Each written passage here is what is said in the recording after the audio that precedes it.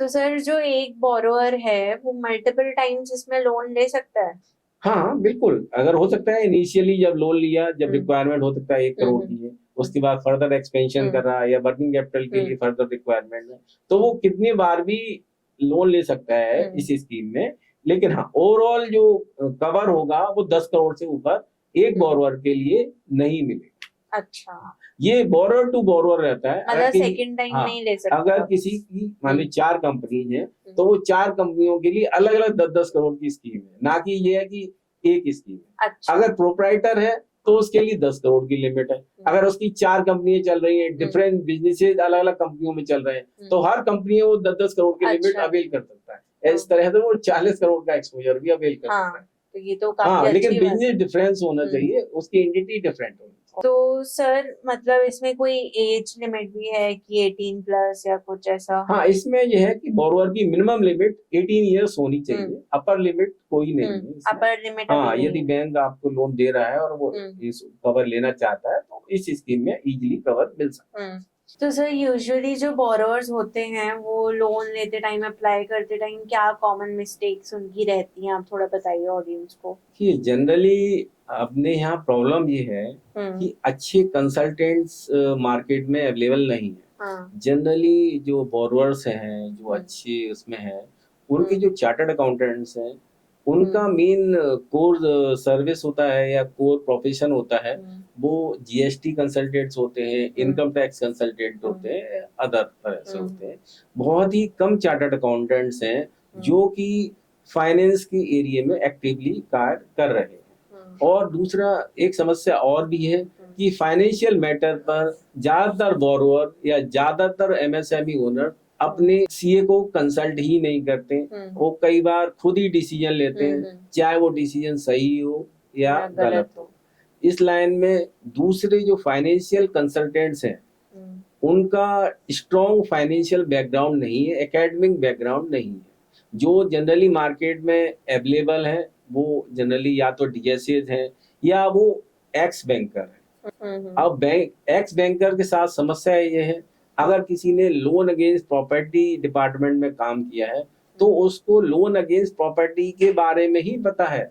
अगर किसी ने बिजनेस लोन अनसिक्योर्ड के बारे में पता है, तो वो अनसिक्योर्ड बिजनेस की ही प्रैक्टिस कर रहा है जब मतलब वो उसने, एक स्पेसिफिक हाँ, एरिया में ही एरिया डील में ही करते काम हैं। कर रहा है। उसको ओवरऑल बिजनेस हम्म बैलेंस शीट का, कस्टमर की रिक्वायरमेंट हम्म। वो समझ में नहीं नहीं है। आती है, वो पूरा देखते भी नहीं है। हम्म एग्जाम्पल मैं आपको समझाता हूँ हम्म। कि मान ले किसी ने मशीन ले ली, हाँ। ठीक है, अगर वो गलती से ऐसे कंसल्टेंट के पास पहुंच गया जो सिर्फ बिजनेस लोन करता था, तो तो वो कंसल्टेंट उसको कहेगा, सर मैं 25 लाख की आपको मशीन लेनी है, हम्म मैं आपको 25 लाख का मशीन लोन दिला देता हम्म हूँ। अब इसके क्या क्या गलत प्रभाव है वो हम्म एक एक करके मैं आपको बताता हूँ। हम्म कि सबसे पहले तो जो बिजनेस लोन का इंटरेस्ट रेट होता हम्म है, वो 25-18% से हम्म लेकर 30% पर एनम तक कहीं भी जा सकता है, पहली बात। हम्म दूसरा, उसका जो रिपेमेंट का टेन्योर है, वो सिर्फ 3 इयर्स का होता है। हम्म तो ये बोरोवर के लिए बड़ा डिफिकल्ट होता है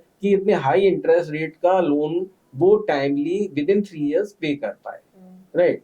तो ये बड़ी मतलब प्रॉब्लम्स हैं बेसिकली। शॉर्ट टर्म में बोरोवर को कुछ पता नहीं होता, वो बिजनेस लोन लिया और उसने मशीन खरीद ली।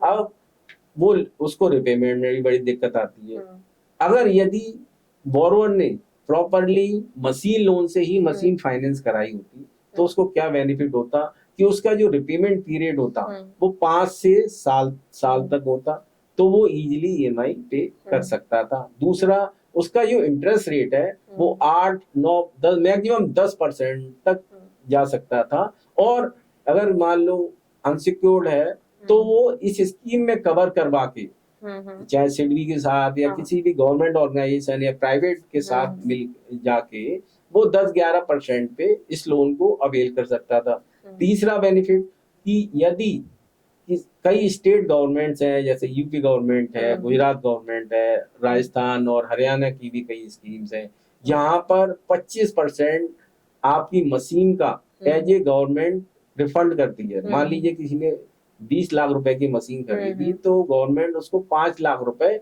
एज ए सब्सिडी देती है। हम्म इसके अलावा यूपी गवर्नमेंट है और भी कई गवर्नमेंट है, परसेंट इंटरेस्ट सबवेंशन भी है। अगर मान लीजिए बैंक ने 9% इंटरेस्ट चार्ज किया तो 5% गवर्नमेंट इंटरेस्ट उसको ईयरली वापस कर देती है। तो इफेक्टिवली इंटरेस्ट रेट कितना पड़ा, 4%। कैपिटल सब्सिडी अलग से मिल गई। तो आप देखिए कि एक सही लोन प्रोडक्ट को सिलेक्ट करके कितना बेनिफिट बोरोवर कमा सकता है, राइट। तो इसीलिए सही कंसल्टेंट का चुनाव करना, या तो बोरोवर को खुद जानकारी हो फाइनेंस की तब वो ठीक है, अदरवाइज वो सही कंसल्टेंट के पास पहुंचना, उससे सलाह लेना बहुत जरूरी है। क्योंकि ज्यादातर मैंने देखा है कि जितने भी इंटरप्रेन्योर हैं या एमएसएमई ओनर्स हैं, उनका बैकग्राउंड फाइनेंस का नहीं है। वो या तो इंजीनियर्स हैं या फिर वो मार्केटिंग के पर्सन। तो प्रॉपर फाइनेंशियल डिसीजन वो लेते नहीं है। कोई उनकी बिजनेस प्लान नहीं होता कि 5 साल में उन्हें क्या करना है, 1 साल में, अगले साल में क्या करना है, क्वार्टरली वो क्या करेंगे। तो ये इस सब की कमी की वजह से उनकी ओवरऑल कॉस्ट काफी ज्यादा होती है, और इस वजह से उनका बिजनेस भी कई बार डगमगा जाता है और कई बार गलत डिसीजन से बंद भी हो जाता है। क्योंकि एग्जाम्पल तो समझते हैं, एक मेडिकल शॉप है, उसमें बहुत सारी मेडिसिन है। अगर आप अपने डॉक्टर्स के पास जाके सही से समझेंगे नहीं कि आपकी बीमारी में कौन सी दवाई सूट करेगी, वो आपका डॉक्टर लिखेगा, तब आप मेडिसिन लेने जाएंगे ना कि अपने आप गए और किसी भी मेडिसिन वाले को, दुकान वाले को बोल दिया कि अरे मुझे फीवर आ गया, मुझे खांसी आ गई, मुझे प्रॉब्लम है, आप वही वो दवाई दे दो। तो इसी तरह से फाइनेंस में है कि जो बोरोवर्स हैं उनको सही लोन प्रोडक्ट चुनना बहुत जरूरी है। इससे ओवरऑल उनका बिजनेस ही चेंज हो सकता है, प्रॉपरली सब कुछ बदल सकता है। इसको मैं एक 2 और एग्जाम्पल रियल केस स्टडी के माध्यम से बताता हूँ कि कैसे एक सही प्रोडक्ट डिसीजन लेने से कितना बेनिफिट हुआ, और दूसरे वाले ने गलत प्रोडक्ट डिसीजन से कि उसका बिजनेस ही बंद हो गया। आप मान के चलिए, पहला केस स्टडी बताता हूँ कि सही डिसीजन लेने से उसको कितना बेनिफिट हुआ। मेरे एक क्लाइंट थे, नाम मैं नहीं डिस्क्लोज कर रहा हूँ, उनका ऑक्सीजन का काम था। तो जब उनसे मेरी एक बार मुलाकात हुई तो वो 30 करोड़ के आसपास की मशीन इंपोर्ट करना चाहते थे, और ऑक्सीजन, नाइट्रोजन वगैरह का उनका बिजनेस था। और उनका ऑलरेडी एक बैंकॉक में एक और कंपनी थी जो इस तरह का काम करती थी, उनकी एक सब्सिडी कंपनी थी। तो इनिशियली तो जब मैं फर्स्ट टाइम उनसे मुलाकात हुई तो उन्होंने अपने घर पे 20 करोड़ का लोन अगेंस्ट प्रॉपर्टी किसी एनबीएफसी बैंक, किसी एमएनसी बैंक से अप्रूव करा रखा था, और वो सिर्फ उसको डिसबर्समेंट करा के मशीन का ऑर्डर करने वाले थे। जब मैं उनसे मिला तो मैंने उनका सारा बिजनेस मॉडल समझा कि आप क्या करते हो, कैसे करते हो। फिर मैंने उनसे पूछा कि भाई जो आप जो प्लांट लगा रहे हो उससे जो प्रोडक्ट डेवलप हो रहा है, या ऑक्सीजन है, नाइट्रोजन है, ऑर्गन गैस भी वो उससे निकलती है, तो आप एक्सपोर्ट कर सकते हो। तो उन्होंने कहा हाँ ठीक है यार, वो तो ऑलरेडी मेरी कंपनी बैंकॉक में है, वो करती ही है, और हम उनको एक्सपोर्ट कर देंगे, वो आगे वहाँ सेल कर देंगे, हमें कोई प्रॉब्लम नहीं है। तो फिर मैंने उनको सजेशन दिया कि ऐसा करते हैं, इसके लिए हम डीजीएफटी से लाइसेंस ले लेते हैं। तो उससे लगभग उनको उस समय लगभग 9 करोड़ की इंपोर्ट ड्यूटी बच गई। अच्छा। हाँ, 9 करोड़ रुपए की इंपोर्ट ड्यूटी बन गई। फिर हमने क्या किया कि उस समय हमने नॉर्मल आईएनआर में लोन नहीं लिया, हमने सिडबी के साथ foreign currency term loan avail किया, जो कि उस समय लगभग 4.5% के आसपास था। तो आप यू कैन इमेजिन कि 5 से 6 करोड़ रुपए 4 से 5 साल में उनको इंटरेस्ट की सेविंग हो गई। तो ओवरऑल एक सही डिसीजन से 15 करोड़ रुपए की सेविंग हुई आपकी। यू कैन नॉट इमेजिन, मतलब जो है उनके चार्टर्ड अकाउंटेंट बाई चांस उस समय इंटरनल ऑडिट के लिए उनकी कंपनी में थे। जब उनसे मेरी मुलाकात हुई तो बोले यार ये तो मैंने कभी सोचा ही नहीं था। तो आप, मैं बता रहा हूँ कि एक अच्छा डिसीजन, एक सही डिसीजन लेने से कि कितना सेविंग्स किसी भी बिजनेस ओनर को हो सकती है। गवर्नमेंट की सही स्कीम्स का पता होना बहुत जरूरी है। तो ये सारी चीजें थी। उसके अलावा उनकी जो फैक्ट्री थी वो हरियाणा में भी थी, तो हरियाणा में कैपिटल सब्सिडी स्कीम अलग से थी, वो बेनिफिट अलग मिला। क्योंकि अगर वो लोन अगेंस्ट प्रॉपर्टी लेते और उससे मशीन खरीदते तो वो सब्सिडी उनको नहीं मिलती, जबकि इस स्कीम में उनको वो एडिशनल बेनिफिट इतने थे कि ह्यूज बेनिफिट थे, तो जिससे उनकी ओवरऑल कॉस्ट काफी कम हो गई और उनका प्रोजेक्ट बड़ा वायबल हो गया। अब एक और एग्जांपल समझाता हूँ। एक हमारे कस्टमर थे, हम लोगों ने उनका 8 करोड़ का machine loan without security sanction कराया। लेकिन उसमें एक कंडीशन थी कि भाई दिल्ली में है तो हमें वाइड लेवल का पॉल्यूशन सर्टिफिकेट चाहिए। हमने उनको सजेशन किया कि भाई आप दिल्ली में अगर आपको वाइड लेवल पॉल्यूशन सर्टिफिकेट नहीं मिल पा रहा है तो आप हरियाणा में शिफ्ट कर जाइए, थोड़ा सा ही तो दूर है। उन्होंने हमारी बात नहीं सुनी और उन्होंने 8 करोड़ की मशीनें अनसिक्योर्ड बिजनेस लोन लेके ले ली। उनके पास एयरटेल का डिस्क बनाने का अच्छा काम था लेकिन 8 करोड़ के बिजनेस लोन की ईएमआई इतनी थी कि उनकी ईएमआई 3 महीने 4 महीने बाद वो डिफॉल्ट उनका चालू हो गया। क्योंकि जितने भी कॉर्पोरेट्स हैं उनके बिजनेस में उतना मार्जिन नहीं होता, वो 1 या 2% का मार्जिन होता है। हाँ, उनके साथ वॉल्यूम अच्छा होता है, राइट। तो 6 महीने बाद उनको अपनी फैक्ट्री बंद करनी पड़ी, रिकवरी से बचने के लिए उनको दिल्ली छोड़ना पड़ा, आप समझिए। तो आप यू कैन इमेजिन कि एक गलत डिसीजन से आपके बिजनेस को क्या हो सकता है और एक सही डिसीजन से क्या हो सकता है। तो इसीलिए सभी हमारे जो भी बिजनेस ओनर्स हैं, मेरी एक सलाह है कि सही डिसीजन लें अपने बिजनेस के लिए, शॉर्टकट ना अपनाएं। एज ए बिजनेस को एज ए होल देखें कि अपना आपका कैश फ्लो क्या है, आपका फ्यूचर प्लान क्या है, जहां आप पैसा डालने चाहते हैं उसकी पेन पेपर पे लेके कैलकुलेशन करें कि भाई इतना हम अगर एडिशनल कैपेक्स कर रहे हैं और इससे हमारी इतनी सेल बढ़ती है तो हमारे पास एडिशनल रेवेन्यू क्या आएगा। क्योंकि आपकी जब जो प्रॉफिट है वही आपका बिजनेस लोन या मशीन लोन की रिपेमेंट करेगी, राइट। और आप कहीं और से नहीं कर सकते, राइट। तो मेरा सलाह सभी को यही है कि सही डिसीजन बहुत जरूरी है बिजनेस में, सही प्लानिंग बहुत जरूरी है। इसकी हमारे देश में बहुत कमी है क्योंकि मैं 25 साल से इस लाइन में हूँ, लोगों को गाइडेंस देता रहता हूँ। तो ये कमी मैं कह रहा हूँ कि 10 में से 9 लोगों में ये कमी मैंने पाई है। दूसरी बात कि वो कभी अपने फाइनेंशियल हेल्थ पे काम नहीं करते, अपनी बैलेंस शीट पे कभी ध्यान नहीं देते, प्रॉफिट बहुत डाउन साइज दिखाते हैं। आप मान लीजिए अगर आप इतना कम प्रॉफिट दिखाएंगे तो कैसे आप फर्दर लोन या उसको अवेल कर सकते हैं, राइट। तो ये सब सलाह है हमारे बिजनेस ओनर्स को कि भाई फाइनेंशियल हेल्थ अपनी सही रखें, सही कंसल्टेंट से बात करें, अपने चार्टर्ड अकाउंटेंट से बात करें, क्वार्टरली या 6 मंथली उनके पास जाएं, वो इस अपने बिजनेसेस के बारे में उनसे डिस्कशन करें जिससे वो सही रास्ता, नया रास्ता और दिखाएंगे। ना कि साल में एक बार आप गए, 10 दिन पहले ऑडिट कराया और चले गए। सीए आपको बहुत अच्छी सर्विसेज दे सकते हैं, बहुत सारे मतलब आपको फाइनेंशियल भी देख सकते हैं, आपका जीएसटी और टैक्सेशन तो जनरली देखते ही।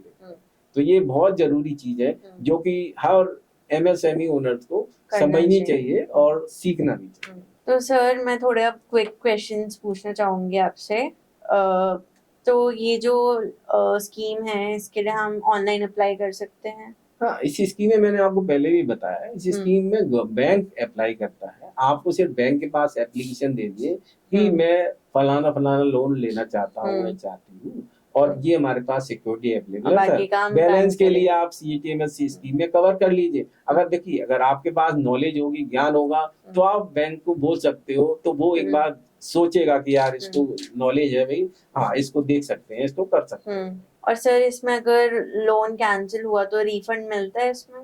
नहीं, इसमें एक बार आपकी मान लीजिए कि आपने लोन अवेल किया और आपकी जो एनुअल गारंटी फीस है वो सीजीटीएमएस ट्रस्ट को चली गई तो वो रिफंड नहीं होगी, क्योंकि एक बार पेमेंट हो गई तो वो रिफंड नहीं होती। अगर हाँ हो सकता है आपने अगर बाद में आपने लोन कैंसिल करा दिया या कोई फोरक्लोज कर दिया तो फीस वापसी का कोई ऐसा प्रावधान नहीं।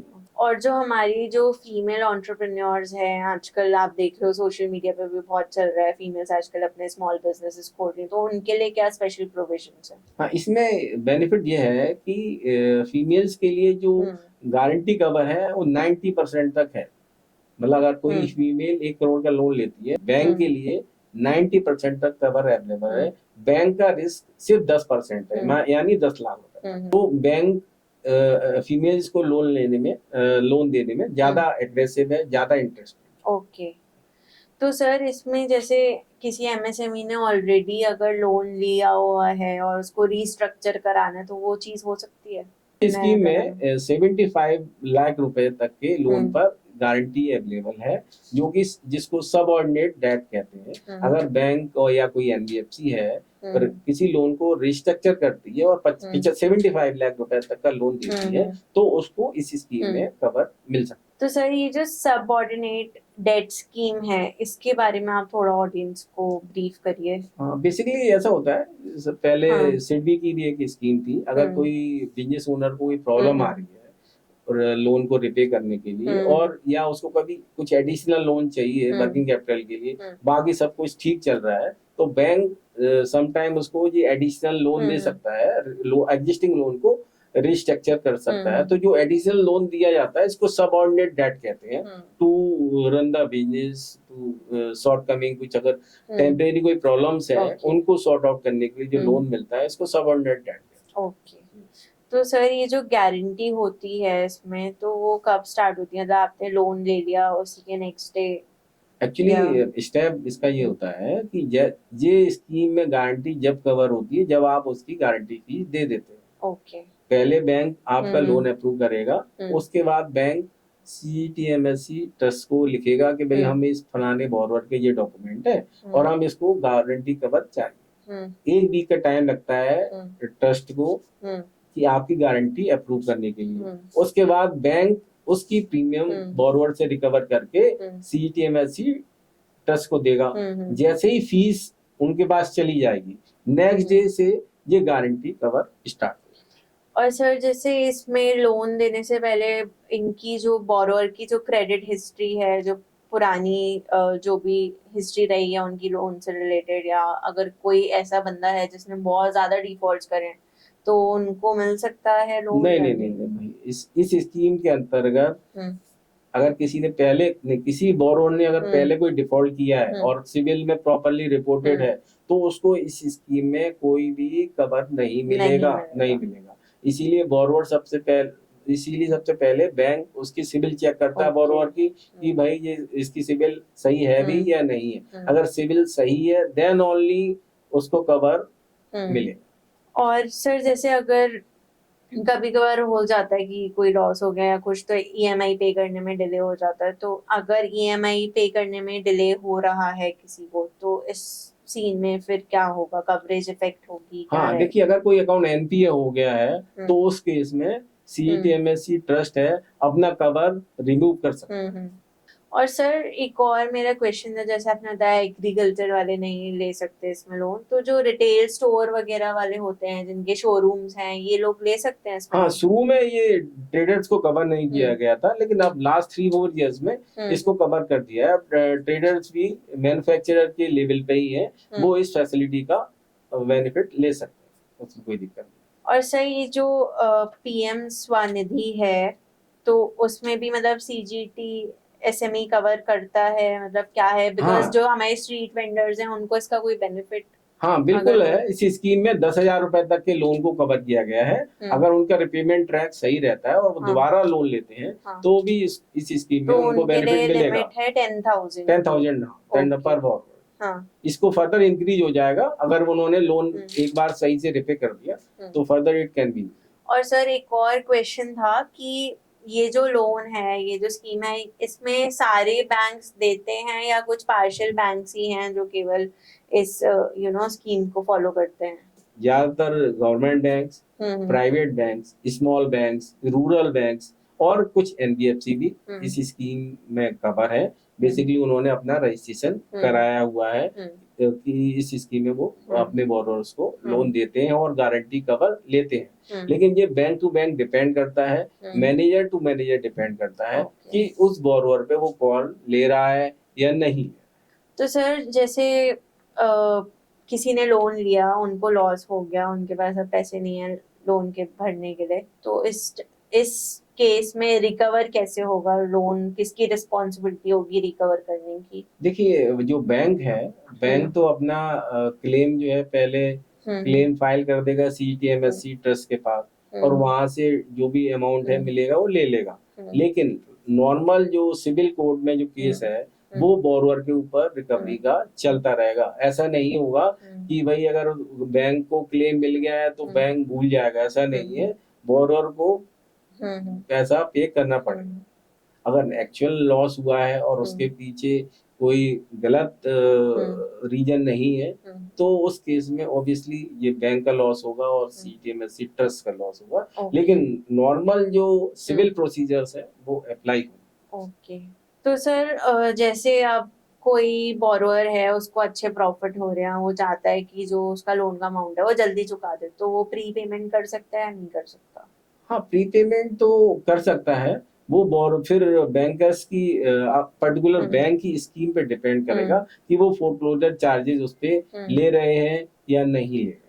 और सर जो एजीएफ होता है उसका क्या रहता है, मतलब वो मंथली देना होता है, ईयरली देना होता है, उसका क्या देखिए प्रोसेस है? जो एनुअल गारंटी फीस है, हम्म। ये ईयर में एक ही बार बोरो एक ही को बार। पे करनी होती ओके। है, राइट। फर्स्ट टाइम पूरे लोन अमाउंट पे देनी होती है, और हम्म नेक्स्ट ईयर अगर मान ली कोई लोन रिपे हो चुका है, हम्म तो उस केस में बैलेंस अमाउंट जो आउटस्टैंडिंग अमाउंट होगा initial hmm. Beginning of the year, उस पे ये गारंटी फीस पे करनी है। और ये एनपीए अकाउंट पे भी उनको देना पड़ेगा? नहीं, एनपीए में तो जो हम्म डिपार्टमेंट है वो हम्म विड्रॉ कर सकता है अपनी, हम्म। तो फर्दर फिर देने की जरूरत उसमें नहीं नहीं है, पड़ेगी। मतलब बिकॉज अगर लोन डूब गया तो उनको नहीं देने हैं कोई पैसे? हाँ, नहीं, लोन अगर डूब गया तो हम्म। क्लेम तो बैंक्स उनसे लेगा ना, हाँ। सीजीटीएमएससी ट्रस्ट से हम्म। अपना क्लेम फाइल कर देगा, हाँ, और फर्दर जो वो अमाउंट गारंटी है वो। फीस वो विड्रॉल हो ही जाएगा ना। और सर जैसे जो हमारे एस्पिरेशनल डिस्ट्रिक्ट्स होते हैं, उनको कोई एक्स्ट्रा अगर बेनिफिट मिला हुआ है, मतलब जो बैकवर्ड एरिया है जहाँ बिजनेस उतना नहीं है, उनको कोई हाँ, अगर उसमें गारंटी कवर गवर्नमेंट ने बढ़ा दिया है, हम्म उसमें 90% तक कवर करते हैं। 90%। जैसे वुमेन्स के लिए है और एससी एसटी के हाँ, लिए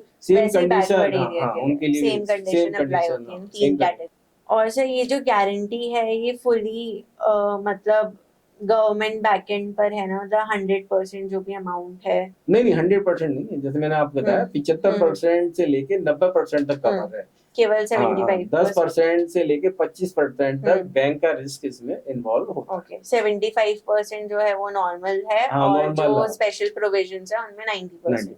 तो सर जैसे आप क्लेम सेटल हो गया तो इसके बाद बैंक फ्री हो जाता है, मतलब रिकवरी छोड़ देगा, या नहीं क्या नहीं, मैंने कहा सिनेरियो ना, है? हाँ। नॉर्मल प्रोसीजर, रिकवरी के प्रोसीजर तो बोरोअर की हम्म तरफ चलता रहेगा। तो सर अब लास्ट मैं आपसे ये पूछना चाहूंगी कि मतलब इंडिया को जैसा आप देख रहे हैं, क्योंकि हम बोलते हैं कि जो स्मॉल और माइक्रो और स्मॉल बिजनेसेस होते हैं वो बैकबोन होते हैं एक तरीके से इकोनॉमी की, और जितना वो ग्रो करेंगे उतना हमारी इकोनॉमी ग्रो करेगी। परफेक्ट। तो आपको क्या लगता है कि इंडिया में इस स्कीम से क्या फायदा होगा? क्या आपने मतलब सोचा हुआ है कि अगले कमिंग 5 to 10 years में कैसा रहेगा? देखिए, इस स्कीम का बड़ा बेनिफिट है, जब से मोदी जी की सरकार आई है ना, तब से मोदी जी ने इस पे बड़ा फोकस किया है। मतलब जब हर बैंक हर ब्रांच को टारगेट है जैसे कि मेक इन इंडिया वगैरह हाँ, भी यस बहुत यस, प्रमोट हो रहा है। इसमें कि मिनिमम इतने नंबर ऑफ केसेस करने ही करने हैं। तो बड़ी अवेयरनेस है बोरोअर के बीच में भी, सारे एमएसएमई के बीच में, कि भाई पहले पहले 8 से अगर 10 साल पहले जाए तो लोगों को स्कीम का नाम तक नहीं पता था, जबकि ये स्कीम सन 2000 से चल रही है, राइट। तो इसमें काफी मतलब बड़ा है, आप डाटा देखेंगे पिछले 10 साल में इस स्कीम में ह्यूज लोन मिला है, लोगों ने ग्रो किया है, बहुत ग्रोथ हुई है मतलब, और लेकिन आगे बहुत होना भी है। हाँ, इसके लिए जरूरी है कि बोरोअर को भी अवेयर होना पड़ेगा, बोरोअर को भी अपने डॉक्यूमेंट को सही से मेंटेन करना पड़ेगा, जीएसटी नंबर ले, मैक्सिमम बैंकिंग चैनल से करें, तभी तो बैंकर को ट्रस्ट होगा कि भाई आपका बिजनेस है, आप इतना टर्नओवर करा है, आपने इतना प्रॉफिट है, उसके बेसिस पे वो कॉल कर लेते हैं। ज्यादातर क्वेरीज इस तरह से आती है कि वो 5 साल से काम कर रहे हैं जी, जीएसटी नंबर है ही नहीं, काम करते हैं जी कैश में काम करते हैं। तो आप इस स्कीम का बेनिफिट लेने के लिए बैंक के पास जाओगे तो बैंक तो कुछ तो डॉक्यूमेंट मांगेगा कि अरे तुम कैसे उसको ट्रस्ट होगा गारंटी है भाई कि आपने काम कर रहे थे, नहीं कर रहे थे, कितनी आपकी कैपेबिलिटी है, वो कैसे आपके डॉक्यूमेंट ही आपकी कैपेबिलिटी बताएंगे। तो दोस्तों, आप लोगों ने आज पॉडकास्ट में सीईटी-एमएससी स्कीम के बारे में सुना, समझा, और मैं गारंटी देता हूं कि ये हमारे देश की एक सबसे बेस्ट स्कीम है, जो कि एमएसएमई के लिए ही बनी हुई है। लेकिन इसका बेनिफिट अवेल करने के लिए हमें एमएसएमई बोरोअर्स को भी बहुत अवेयर होना पड़ेगा, अपने डॉक्यूमेंट सही करने पड़ेंगे, अपनी प्रोजेक्ट रिपोर्ट अच्छे से प्रेजेंट करनी होगी। आज भी अगर 100 में से 100 एप्लीकेशन जाती है तो मेरे ख्याल से 2 से ज्यादा अप्रूव इस स्कीम में नहीं होती। 98 लोगों को बैंक मना कर देता है कि भाई हम आपको लोन नहीं दे सकते, हम इस स्कीम में आपको कवर नहीं करेंगे। इसके कई रीजन है। सबसे पहले तो प्रेजेंटेशन, जो बोरोअर्स हैं उनको पता ही नहीं होता है कि अरे बैलेंस शीट होती क्या है, जीएसटी होता क्या है। तो अवेयरनेस बहुत जरूरी है। एग्जाम्पल से समझता हूँ, आपके पास कोई 1 लाख रुपए मांगने आए तो आप उसका पूरी हिस्ट्री चेक करोगे ना, कि भाई ये बंदा करता क्या है, इसके फादर क्या करते हैं, ये कहाँ का रहने वाला है, इसकी क्या एजुकेशन है, वो डॉक्यूमेंट से ही वेरीफाई होगा। अगर आप बैंक के पास लोन लेने जाते हो, आपके पास कोई डॉक्यूमेंट ही नहीं है, आपके पास कोई बैंक स्टेटमेंट नहीं है जहां आप ट्रांजेक्शन करते हो, सारा बिजनेस आप कैश में करते हो, तो बैंक आपको कैसे लोन देगा। तो मेरी सलाह सभी बोरोवर्स को है कि प्रॉपर डॉक्यूमेंट रखें, प्रॉपर प्रॉफिट डिक्लेयर करें अपनी बुक्स में, क्योंकि उसी के बेसिस पर बैंक डिसाइड करता है कि भाई आपकी कैपेबिलिटी क्या है, कि कितना लोन का ईएमआई आप भर सकते हो। अगर मान लीजिए आपकी 2 करोड़ की सेल है और आप 20 लाख रुपए कमाते हो, मान लीजिए प्रॉफिट, आपका नेट प्रॉफिट 20 लाख रुपए 10% के हिसाब से बनता है, लेकिन आप दिखाते हो 2 लाख रुपए और आप लोन बैंक से मांगने गए कि सर 1 करोड़ की प्लांट एंड मशीनरी खरीदनी है, तो भाई बैंक कैसे लोन देगा, आप बताएं। आप अगर बैंकर की जगह हो, आप ट्रस्ट करोगे कि जो बंदा 2 लाख रुपए कमा रहा है वो कैसे 1 करोड़ के लोन की ईएमआई भरेगा और कहाँ से भरेगा। पता चले दूसरा, आपकी सेल तो है जी एक्चुअल 20 करोड़ की, आप बुक्स में दिखा रहे हो 2 करोड़ रुपए और आपने प्लांट लगाना है जी 5 करोड़ का, तो कैसे बैंक लोन देगा। आप बैंक को कहो कि भाई मेरी 20 करोड़ की सेल है जी, और तो वो तो तो ट्रस्ट ही नहीं हाउ करेगा। How the banker will trust. उसकी अपनी नौकरी है। गवर्नमेंट बैंकों में जब तक लोन चलता है, जब तक मैनेजर की रिस्पॉन्सिबिलिटी होती है, अकाउंटेबिलिटी होती है, उसका रिटायरमेंट फंड रुक जाएगा अगर आपका लोन खराब हो गया। तो बैंकर भी अपनी जगह सही है। जरूरत है बोरोअर्स को अवेयर होने की, और नए कंसल्टेंट सिस्टम के पास में, जाने हाँ, नए सिस्टम में अपने आप को प्रॉपर इम्प्लीमेंट करने की। क्योंकि अब जितनी एमएनसी नई कंपनीज आ रही हैं, वो बड़े लार्ज स्केल पे काम कर रही हैं। जैसे मान लीजिए कोई बड़ी कंपनी आती है, वो 500 करोड़ रुपए लेके आती है, 5,000 करोड़ रुपए लेके आती है, आपके पास 2 करोड़ रुपए हैं, तो how to compete with 500 crore company. आपको बैंक का सपोर्ट तो लेना ही पड़ेगा। तो आगे फ्यूचर मेरा मानना तो ये है, या तो भाई अपने बिजनेस को स्केल करो, और अदरवाइज किसी बड़े कॉर्पोरेट के आप वेंडर बन जाओगे, और तीसरा है ऑप्शन है आपके पास कि आपको नौकरी करनी है। तो अगर अपने बिजनेस को ग्रो करना है तो अपने पेपर डॉक्यूमेंट चुस्त दुरुस्त रखने होंगे, सही लोन प्रोडक्ट को सिलेक्ट करना होगा, तभी आप कम लो मार्जिन बिजनेस में प्रॉफिट में भी सस्टेन कर पाओगे और अपने बिजनेस को ग्रो कर पाओगे। क्यों रिलायंस और अदानी अंबानी को 8% पे 5% पे लोन मिलता है, आपको क्यों 18% मिलता है? इसके यही वजह है कि उनके पेपर चुस्त दुरुस्त हैं, आपके पास कुछ है ही नहीं। तो this is a major problem हमारे सभी लोगों की, हमारे बोरोवर्स की, हमारे एमएसएमई ओनर की। तो इस पॉडकास्ट से मेरा तो एक ही बस सबको सुझाव है, सही डिसीजन लें, पेपर पर प्रॉपर रखें, अपने सीए या फाइनेंशियल कंसल्टेंट से पास प्रॉपरली जाएं, प्रॉपर एनालिसिस करें, मतलब बैंकर से भी सलाह लें और फिर सही डिसीजन लें। सही डिसीजन ही आपकी सक्सेस की चाबी है। थैंक यू मुझे सुनने के लिए। Thank you sir for this wonderful session. I hope जो भी हमारी ऑडियंस होगी, जो इस स्कीम से रिलेटेड उनको क्वेश्चंस होंगे, जो भी डाउट्स होंगे, वो सब क्लियर हो जाएंगे इस वीडियो के through. Thank you so much sir for this wonderful session. Thank you. आज ही कॉल करें हमारे फोन नंबर पर 9863020202 या विजिट करें हमारी website finanseva.com। Thank you for watching. Please do like and subscribe to our channel.